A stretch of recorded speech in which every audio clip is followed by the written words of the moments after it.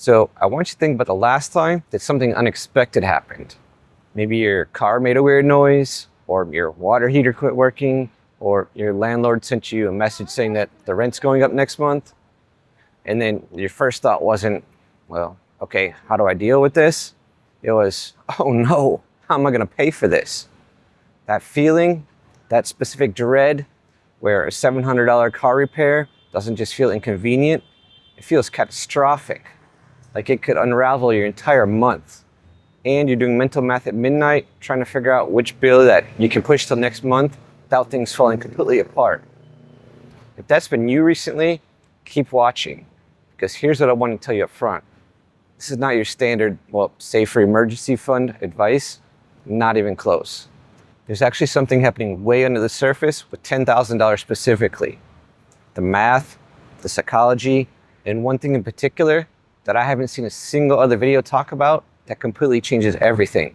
And by the end of this, I think you're gonna look at that number very differently than you do right now. So if you're new here, my name's Jason. I retired 9 years ago at 39. Now I spend way too much time thinking about why so many smart, hardworking people stay financially stuck. Not because of income, but because of a series of decisions that all trace back to one thing: not having a financial buffer. So let's get into it. And I'm gonna start with something that, honestly, when I first looked into it, kind of made me angry because, well, nobody else talks about it. Being broke costs more money, like actually, measurably. This isn't a metaphor. There's real research on this. Economists call it poverty premium. And the idea is basically that people without a financial cushion consistently pay more, like sometimes way more, for the exact same things as other people who do have savings. So here's what I mean. Take car insurance as an example. If you can't afford to pay the full annual premium up front, you pay monthly. And paying monthly can cost you hundreds of dollars more per year. Same policy, same car, same coverage. You're literally just paying extra because you don't have a lump sum available. Or credit cards. If your savings are at zero and your credit score is taking hits because of it, which it probably has, you might be at 24, 26, 29% APR. Someone with a good cushion and good credit might be on a 0% promo rate. Same purchase, but completely different costs. In groceries, this one's subtle, but it adds up. When you have savings, you can stock up when something's on sale. You can buy in bulk. But when you're right at the ledge, you're buying what you need today at full price and in smaller quantities. Researchers at the University of Bristol, they looked at low-income households, and they found that people struggling financially were paying the equivalent of 14 weeks of grocery shopping just to access basic services that financially stable households get as standard.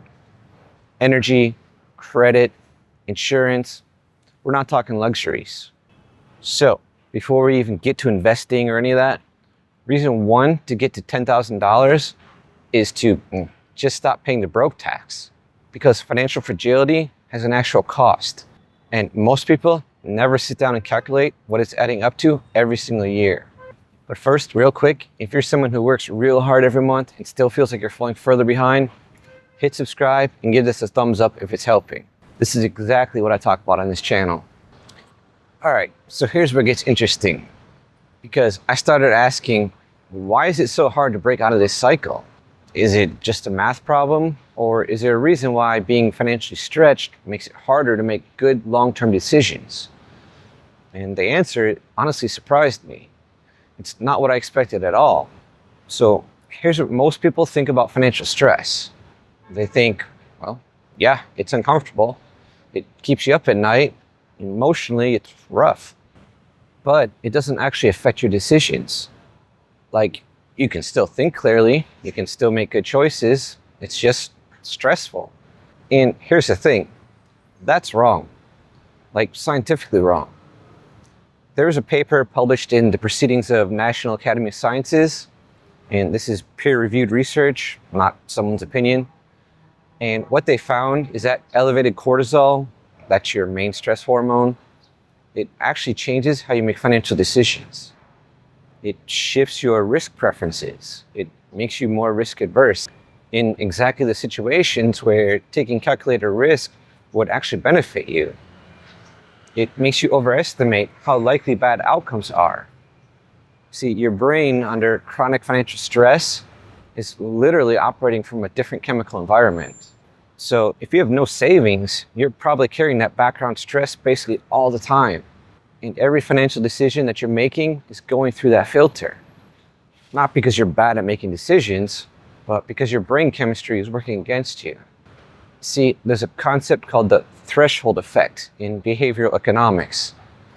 And the idea is that below a certain savings threshold, everything feels like an emergency because you have zero margin for error. But above it, something actually shifts. Your brain comes out of that constant threat mode, and suddenly you can see options that were genuinely invisible before. So the poverty premium I just talked about, it's not just that being broke is structurally more expensive. It's that the stress of being broke impairs that exact judgment that you need to avoid those extra costs. It's kind of like this cruel loop when you think about it. But I also want to show you what this actually looks like in the math, because there's a specific number here that I think lands differently when you actually see it written out. So let me walk you through a scenario. Nothing complicated. Let's say that your car breaks down and the repair is $1,500. So you've got $10,000 saved, you pay cash. It's annoying, yeah, but you move on. A few months later, your financial position, it's basically the same as it was before. On the other hand, if you have no savings, you put it on a credit card, 24% APR. And look, if you're already stretched thin, you're probably making minimum payments. At minimum payments on $1,500 at 24%, you end up paying somewhere between $700 and $900 in interest before that balance is gone. So that $1,500 repair just cost you $2,300 to $2,400. You paid $700 to $900 extra for not having savings. That's it. That's the cost. And that's one thing.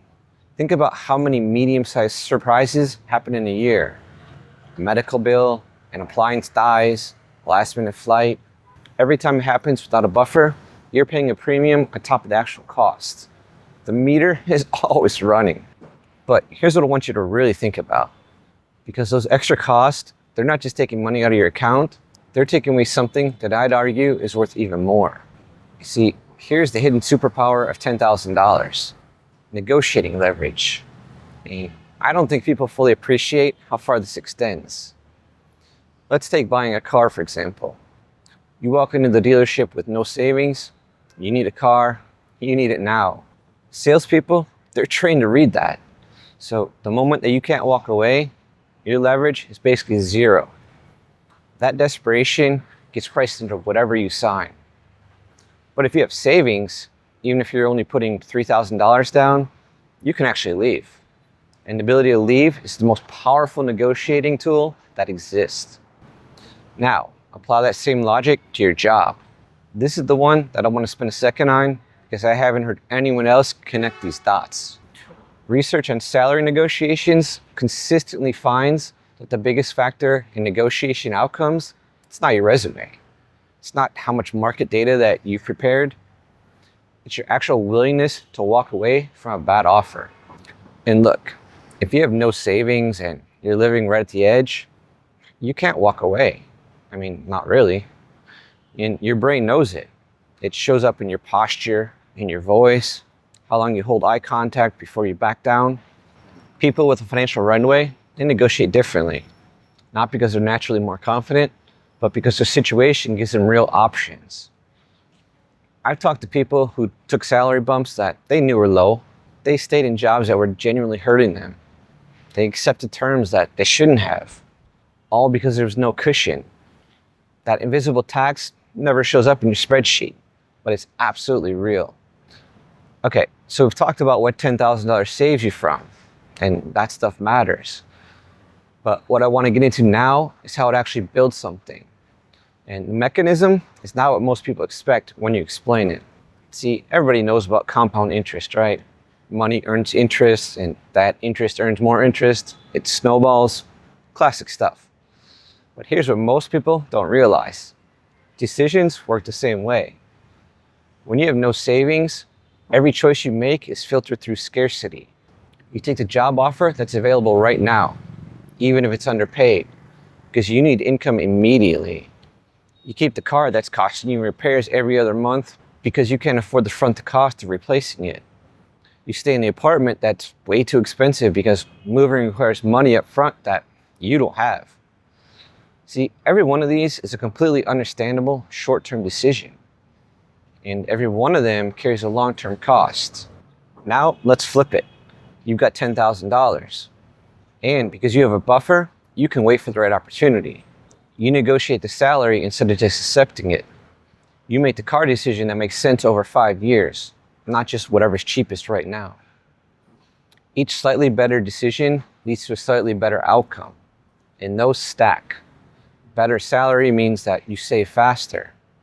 Bigger buffer means more options, and more options means even better decisions going forward. It's like a flywheel, and $10,000 is what gets it moving from a dead stop. See, most people, they're stuck in the opposite loop without ever clearly seeing it. Scarcity creates stress, and stress degrades your decisions. Bad decisions deepen scarcity. And it's not a willpower problem, it's a math problem, a structural problem. And the first $10,000 is literally what breaks that structure. Now, I want to say something here that I think is really important, because I've seen people get to $10,000 and then lose it. And not because of a real emergency. And what happens to them when that occurs, psychologically, it's something that nobody talks about. And honestly, it might be the most important part of this whole conversation. You might be sitting there thinking, look, Jason, I've tried to get $10,000. I've gotten to 4, maybe 5,000, and then something happens and I'm back at 0. So how do I actually get there and stay there? And look, at some point, this stops being a savings problem and becomes an identity problem. And I mean that constructively. Every time you set a goal and hit it, even a small one, you're not just adding money to an account, you're building a track record for yourself. Proof that you're someone who follows through. And researchers have actually found that once people hit even their first 1,000 in savings, their brain actually updates its story about who they are.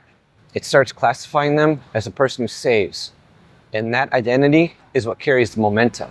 But, and this is the part that nobody wants to say out loud, if you save $10,000 and then spend it on something that isn't a true emergency, like a trip or new furniture, whatever, and you go back to 0, that also updates your identity, just in the opposite direction. Your new identity is now someone who can't hold on to money. And that story will work against you harder than most external obstacles ever could. So once you get there, you have to treat that $10,000 differently. That's not spending money.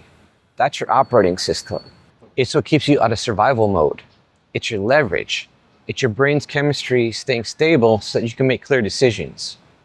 You don't touch it unless something truly qualifies.